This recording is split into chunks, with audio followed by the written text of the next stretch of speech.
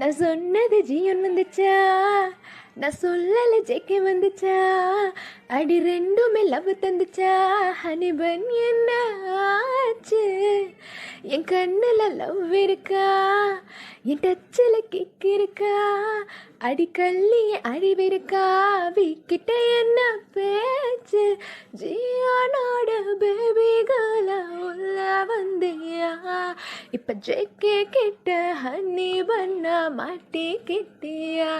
ஜெக்கே சொல்லாத ஸ்டோரி எல்லாம் ஸ்பிரிட்டு சொல்லுது, ரீடர்ஸ் பேச்செல்லாம் நின்று போய் மூளை சுத்துது.